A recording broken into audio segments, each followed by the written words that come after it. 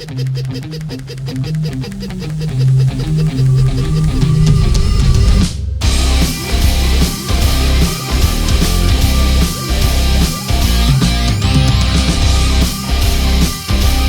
usually see it in 9mm, and you usually see it in a longer slide, more of a full-size gun, like the L or even the M.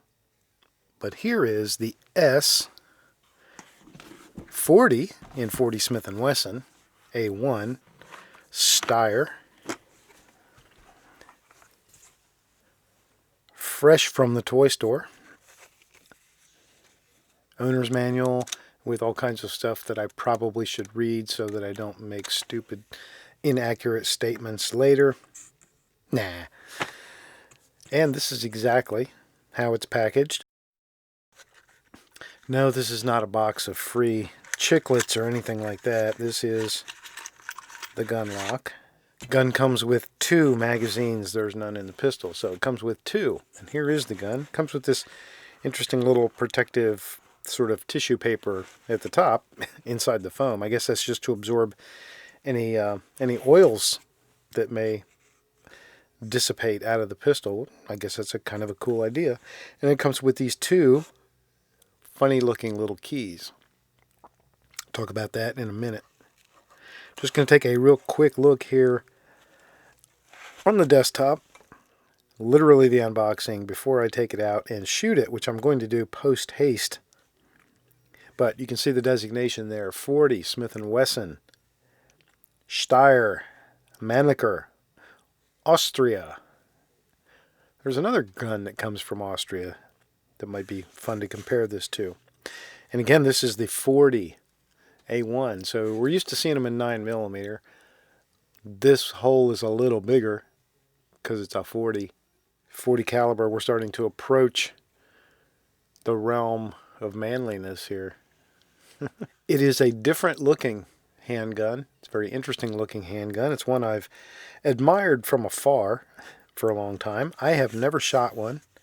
This will be the first time. Never even held one before today. I told my dealer, my favorite gun store, that I would like to acquire one, and they acquired one for me within just a couple of days because they rock.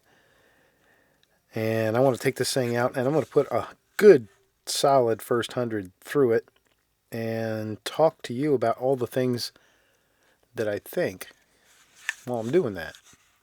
But just a real quick rundown on some of the specs. This is the S. S is for subcompact, presumably. This is a 10 round capacity. Both magazines are 10 round. Both magazines are flush mount base plate. The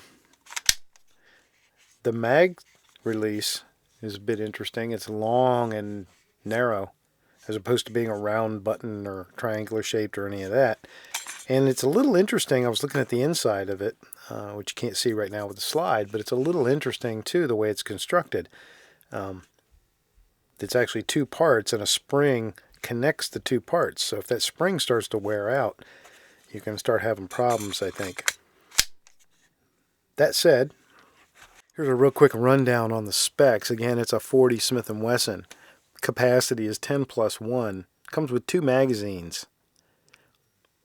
It is a double action only classification of striker fired pistol. Polymer frame, steel slide. I don't know if it's steel or stainless steel. The factory specs don't designate one way or another. It is 6.7 inches overall length, and it is 5.35 inches overall height. The thickness, the width or the thickness, which however you prefer to describe it, is a whopping 1.2 inches. And it is a block. This thing is a hunk of steel. It is a hunk of burning steel. It makes a Glock look slim and trim and svelte. Barrel length is posted at 3.8 inches, so just a little bit under 4 inches. And the weight is 1.68 pounds. Okay, so there's the quick out-of-the-box look. let me move the box out of the way. And you can get a better look at the pistol. I have already pre-ordered my Talon grip. Talon does make a grip for this gun. And in anticipation that I might like it better with one, I asked them to send me one, which they agreed to do. Although, I will say it doesn't feel bad, but I think with a rubberized Talon grip, it's going to feel a lot better, especially right in here. I kind of like the finger grooves. The grip feels good. My first impression of the ergonomics is favorable. I think it's a comfortable pistol. It's got a little bit of weight to it. Feels top heavy. The slide is very, very low profile. And the bore axis is very low. Look how low that thing sits in your hand. Even lower, I think, than a Glock. I worked the trigger a little bit at the shop while I was doing paperwork, and the trigger feels pretty good. Feels very good, actually. I'll talk about that when I'm shooting it, because how I think the trigger feels in an environment like this doesn't really mean that much. It means a lot more when I'm shooting it. So we'll talk about it when I'm shooting it. And one of the key things about the STEYR is, of course, these sights, these trapezoid sights, and that interesting sight picture. I'll get a close-up of that and maybe even trying to show you some shooting footage with this sight picture, but that's kind of cool. Definitely interesting, so I'll see how I like it, whether I like it at all. So we've certainly seen the STEYR before. Lots of folks have done reviews on the STEYR, but very seldom do you see the S, and even more seldom yet do you see the 40 caliber. So that's what I wanted. I like to take the path less traveled. So I said, give me the S in 40. Let's go put 100 through it.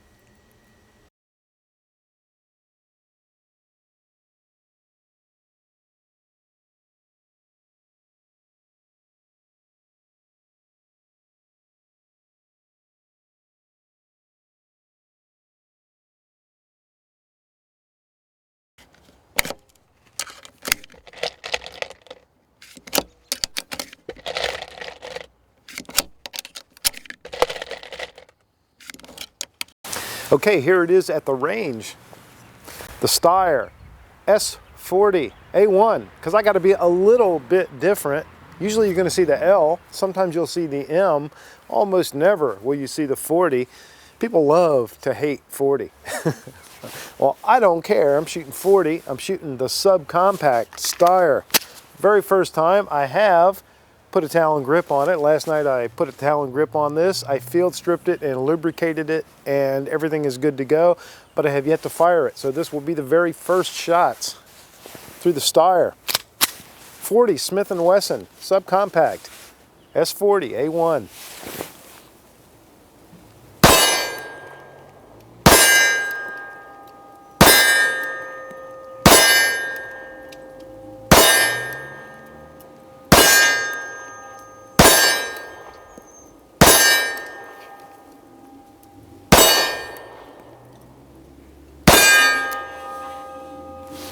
They are 10-round magazines.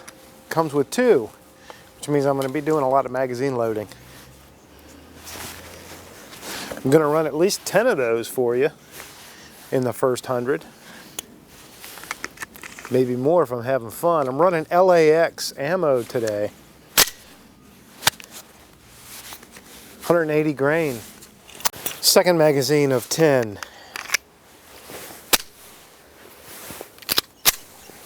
The bore axis is incredibly low on this pistol. I mean, it's like CZ75 low. That's how low it is. But it's not configured that same way. See what we got. Very interesting sight picture. Trapezoid sights. I'll show them to you and closer in a bit. Ejection seems to be hitting me in the forehead a little bit. Okay, we are not quite in battery. See that? I do have a round chambered.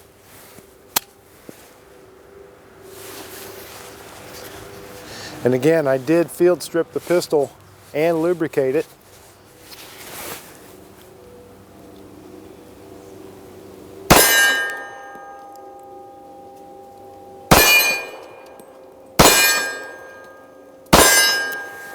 Okay. Some of that might be just me getting used to this gun a little bit. It's got a very different grip angle than what I'm used to. You can see that incredible indentation right here. It gets the web of your hand way up in there and makes for an incredibly low bore axis. However, it is a bit odd. So as I get used to that, I might be limp wristing it just a tiny bit. I'll watch for that, make sure that's not me. Let's load up these mags and go some more. Okay, I got my mags loaded back up. Let's go some more. With the STEYR.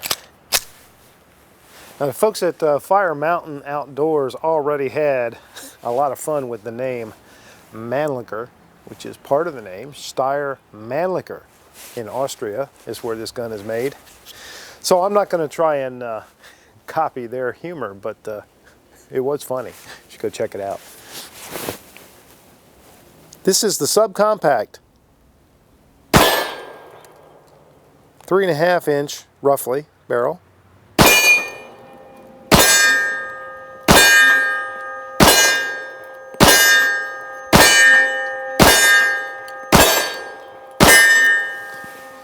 I do like this sight. This trapezoid sight is interesting. Not everybody likes it. It is quick to acquire. When you bring the gun up, you can basically put the triangle into the triangle shaped hole pretty quick, and it seems to be, just from where I'm hitting, dead on. Noticing that if you slam the magazine, the slide will close and chamber your round for you. So you M&P guys that are missing that now with the 2.0, maybe you should look at a STEYR. All right, let's go some more. Again, this seems pretty dead on at 10 yards.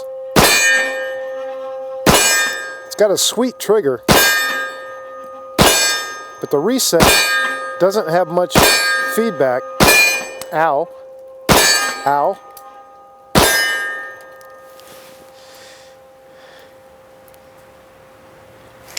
Not crazy about the ejection pattern. I picked up my brass the first 20 rounds, and most of them were straight behind me, and it's even some over to my left, which is very weird. And I just had 2 of them beam me right smack in the forehead. So I don't like that. Must be an Austria thing. Ja, we will hit the shooter in the head with the brass. Ha!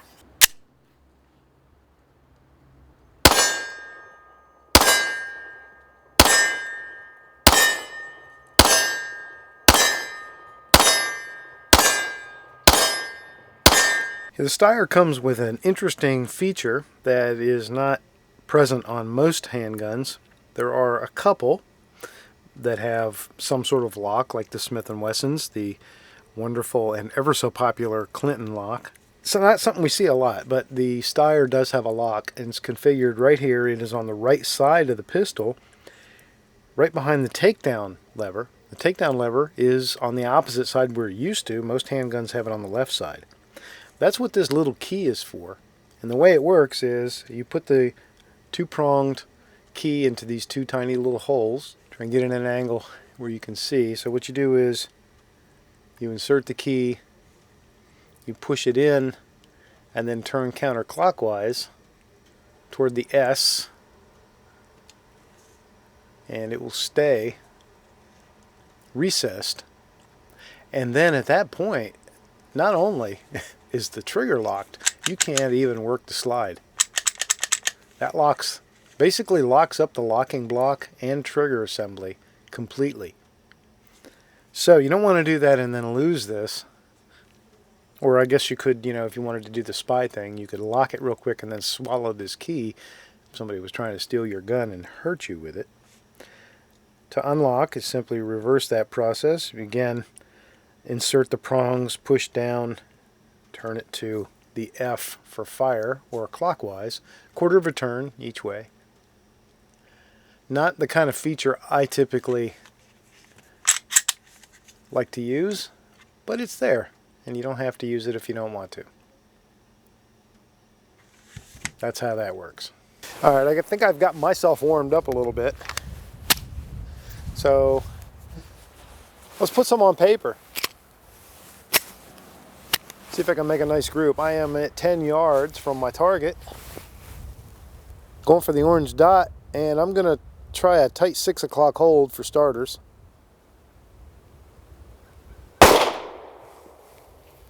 Okay.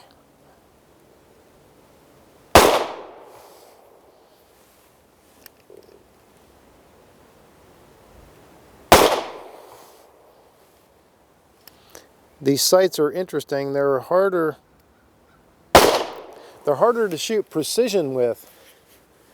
They're definitely made for fast acquisition, like combat shooting. Oh. Did I kill my striker? Nope. So I've had a couple rounds not go fully into battery, and I watch for that. There's another one.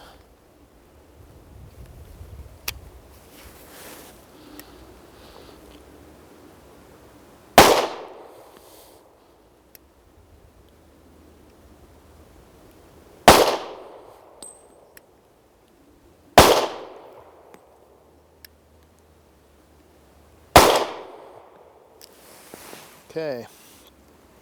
Of course, it's hard to watch the ejection while you're shooting, but it looks like they just sort of go straight up in the air or right back into my face. So I was paying more attention to sort of watching with my peripheral vision where the brass was going, and lost all focus on the target, didn't I?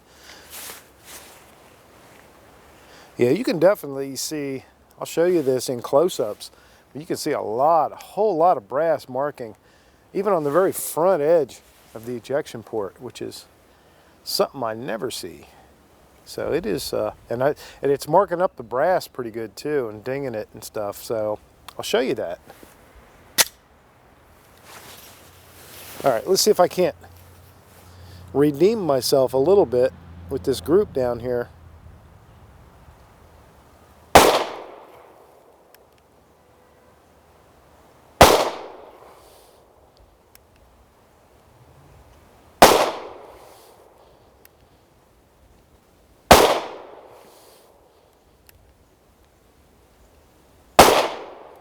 Ow.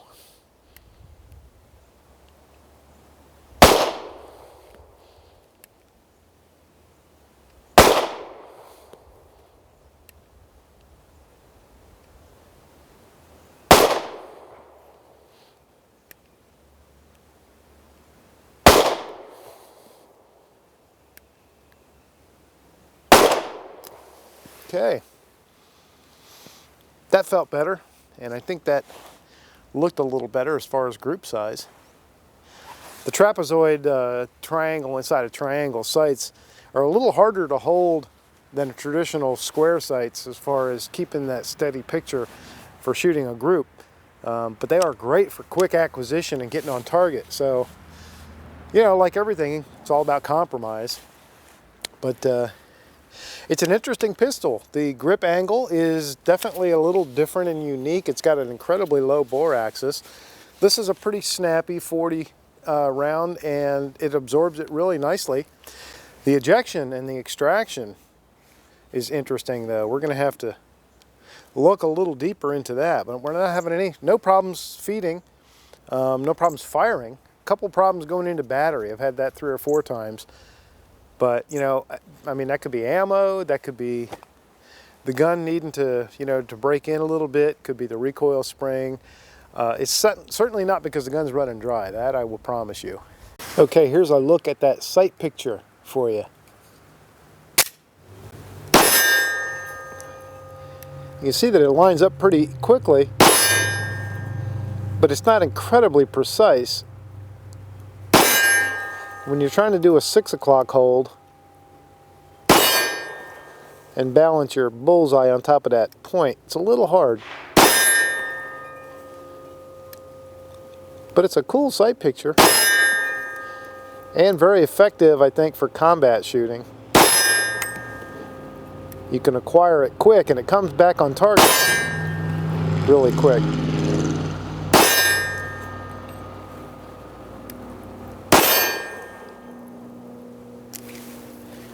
So there's that.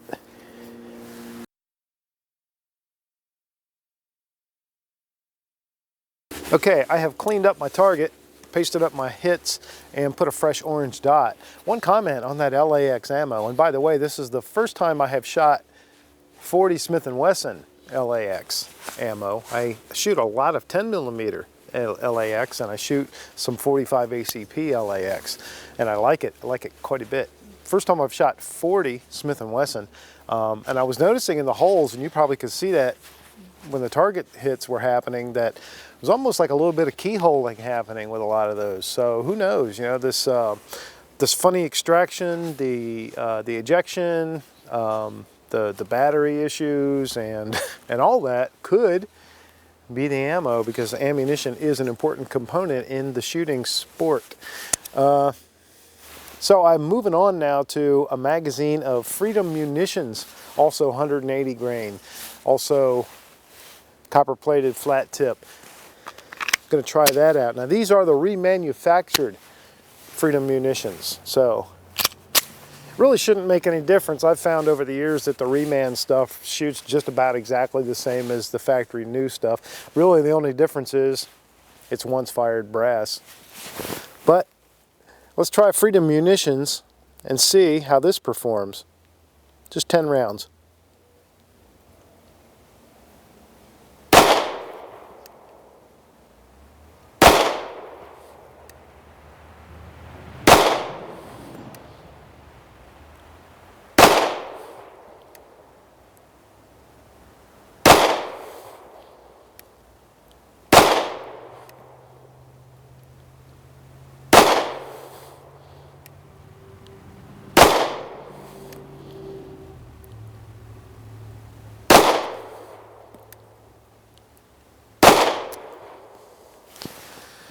All right, that's not a bad group at 10 yards. And I did notice that I didn't get hit in the forehead. That's a good thing. So ejection pattern seems about the same, although I don't know, I'm seeing maybe a more standard ejection pattern with this. I don't know, who knows? I'm not going to cover up the target or paste my holes. You can see what's there. I'm going to try now some Hornady American Gunner, also 180 grain, but hollow point XTP bullet. And again, we get that magic round chambering with the seating of the magazine. So again, you M&P 2.0 users might want to think about a STEYR. All right, let's see how the Hornady does.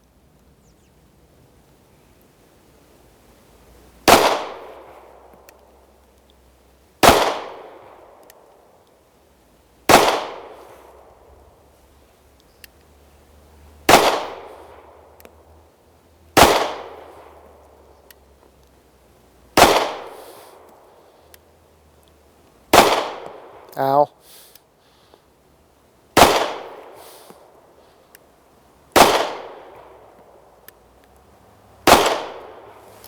Okay.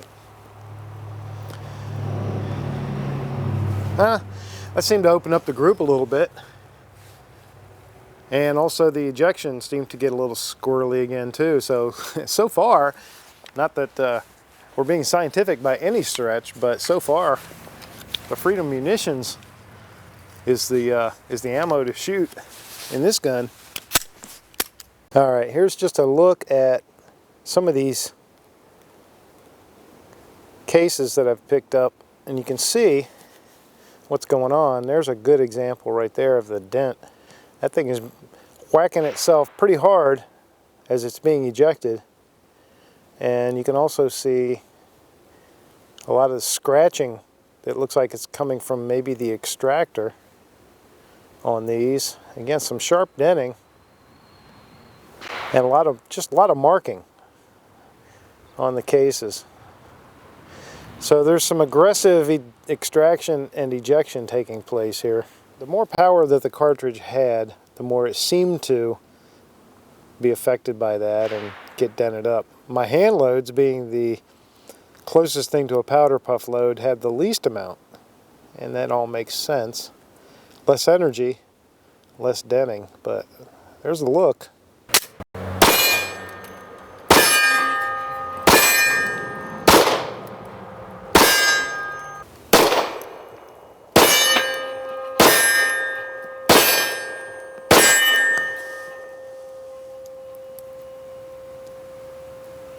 Okay, this time I did fix up my target, and I'm going to shoot some just-in-opinion loads. Reloads of my own making. Just for fun. Since we're having all kinds of different sort of performance with different ammo, I figure mine can't possibly be much worse. Can it? All right, so 10 yards still. Same configuration. Same thing. And let's just see how mine go. Now, I typically load mine at a relatively low pressure for competition, so. And you can tell the difference in recoil. But they're shooting good. But this does eject everything forward. Or somewhere. This trigger is very nice. Very, very nice. Among the best. But the reset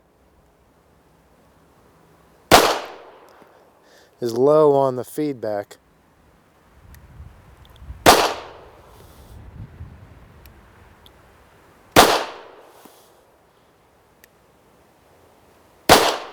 Okay. All right. So there's that. Those performed okay. Didn't have any problems. I think maybe, you know, sometimes the springs in a gun need to break in a little bit. That recoil spring might need to get a little bit of a break in. And now that we're coming up closer to our 100 rounds, it's probably starting to get there. Back to Freedom Munitions 180 grain. Just sort of finish up the target shots here. Ow!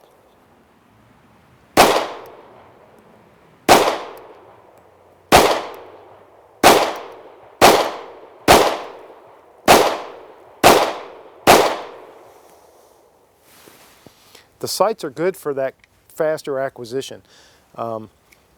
It's pretty easy to let that thing drop right back down. But she's putting some ejection marks all over odd places. Very weird. I'll tell you what, I would hate to shoot this thing without a Talon grip on it because it feels nice with the Talon. But I knew already when I took it out of the box at home and felt it, I was like, man, this thing is really going to need a Talon grip. So I hollered out to my good buddies at Talon, hey, could you send me a grip? And they did. So Talon provided me with this grip, just so you know, full disclosure on that. But if you want to save a few bucks on your Talon grips, look down below in the information. You need to use my discount code. Okay, I promised you guys a measurement, and I'm going to give it to you, and that is the trigger reach. So let's set our trigger.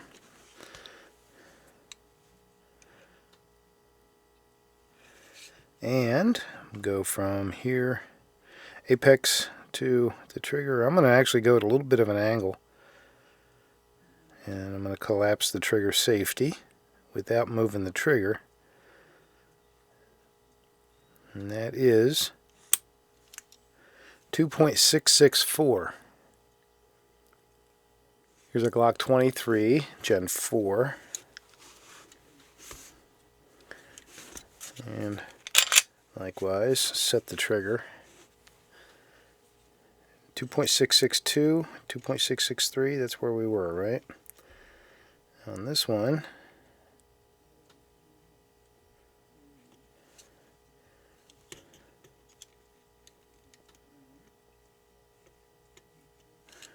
2.763, so about 100 thousandths more.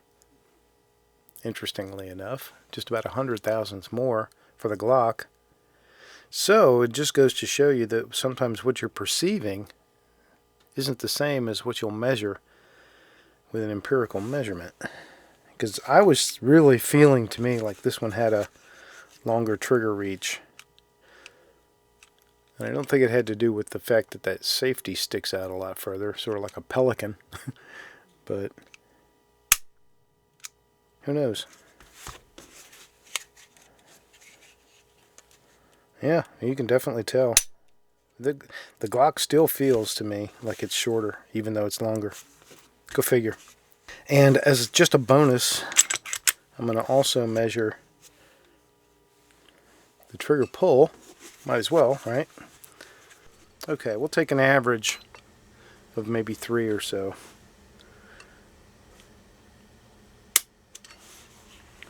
4 pounds, 5.1 ounces.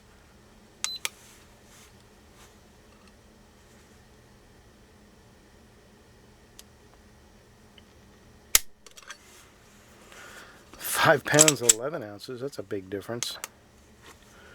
This thing's all over the place. 6 pounds, 1 ounce. All right. I really just can't get a consistent pull on this thing. Some of them are in the 4.5 pound range, and some are over 6 pounds. So it's a really hard trigger to measure without putting the pistol in some kind of a vise or something, and I just don't feel like doing that. So the trigger is very, very light and crisp, and I like it a lot. It has some initial take up there, so, and I'm not counting the trigger safety, but go from here to here, and then there's a little creep right there, and then a pretty crisp break, but it's just nice and light. Then the reset is short, but I don't know if you could even barely hear that. Let me get it right up here close to the mic. That's it. That's all you get. So that was the 1stHundred with the STEYR Mannlicher S40-A1. Subcompact version in 40 caliber, a little bit different than what we usually see. Also my very first experience with a STEYR, so definitely a learning experience for me there. Something new to get used to is the grip angle and just the sort of the feel of the gun. It is a little bit blocky. It's extremely wide and thick in the slide. I mean, it's much more so even than a Glock. You take a comparable Glock, like I laid this next to my Glock 23, and it was noticeably thicker. The grip angle is aggressive. The grip tang that's like a beaver tail that you get the web of your hand up into is actually extremely nice. With this Talon rubberized grip on it, which I personally think is a must for this gun because its native grip texture isn't all that, is really good. The trigger reach seems to me, let me just reset the trigger. Trigger reach for me seems like it's a little bit far, a little bit long, kind of on the outside edge of my comfort zone for trigger reach. I found myself trying to find a grip that was comfortable and still gave me the feel of the trigger that I wanted and the trigger placement that I wanted. So I'm going to measure that. Had some hiccups in terms of a couple of, we had no failures to feed or no failures to fire. Had a couple of times where it didn't go fully into battery. Who knows? I'm not going to speculate because there's a lot of variables there, but that seemed to clear up pretty quick, and once it did, it never came back. The ejection of this gun is very erratic, and I found with pretty much every ammo I was shooting, I think the Freedom munitions probably performed the best. You know, it's just maybe in a sweet spot load-wise that this gun likes to eject, but my hand loads ejected weird. All of the LAX ejected weird, the Hornady ejected weird, so you know, I got smacked square in the forehead several times. So I'm making sure I'm a safe distance from my steel target, and meanwhile I'm getting all kinds of brass shrapnel to the face, so go figure. But all that said, and this is just the first 100, I like this gun. There's a lot here to like about it. It's not my favorite yet by quite a ways, but there's some cool things about it. It's got a nice feel. It's got a the ergonomics are good but not great. It's a little more squared off in the back strap than I like, and you kind of feel those corners into your hand. The sights are interesting. You're either going to like them or you're not. There's not much more I can say about that. I gave you a look at those so you can decide for yourself whether that's a sight picture you might like. I kind of like it. I think it's kind of cool, especially for a combat handgun, self-defense handgun in this size. Magazines work great. They load pretty easy. You can load them up to 10 rounds without a whole lot of pressure that last couple rounds. So they're pretty easy to load, easy to work with. They drop free very nicely. The only controls on the outside of the gun really are the slide stop, which is very Glock-like in nature, and this long skinny magazine release, which is a very nice mag release. It worked very well. I know some of the firearm blogs say you shouldn't talk about the mag release. That's it. The only other control on the outside of the pistol is the takedown lever. That is a bit weird to use. You got to push in this locking button and then turn the takedown lever, and it's on the opposite side of the pistol that we're used to. I find it a little awkward, and quite honestly, I find it a little stiff to turn. That little complaint aside, it's a nice gun. I will definitely do more with it. I'm going to probably bring this thing out and do some comparisons. The obvious choice might be the Glock 23. Maybe the VP40 would be an interesting comparison. I don't know. Give me your thoughts. Don't tell me something exotic that I got to go spend a lot of money on, but give me your thoughts of what you might like to see it compared to, and if I can, I definitely will. Thanks for watching. This was the first 100 of the STEYR S40-A1. Okay, so real quick, just want to show field stripped, not even field stripped, I'm just taking the slide off the pistol, but this is 150 rounds was the final count of what I put through it. You can see a lot of shavings and stuff here. Up in the slide you can see some shavings all down in the frame, got them in the rails. Another thing I did want to show too, you can see that it's nice and wet, well lubricated, so that certainly was not any kind of contributing factor. But all those brass shavings, I think, have to do with the fact that it's shaving off that top round as it strips around from the magazine and chambers it. I think it's shaving the top of the round underneath it, and that may be where a lot of those scratch marks we were seeing came from. So that's probably where a lot of this brass is coming from. So for whatever that's worth. So this is after 150 rounds. 150 was the total count.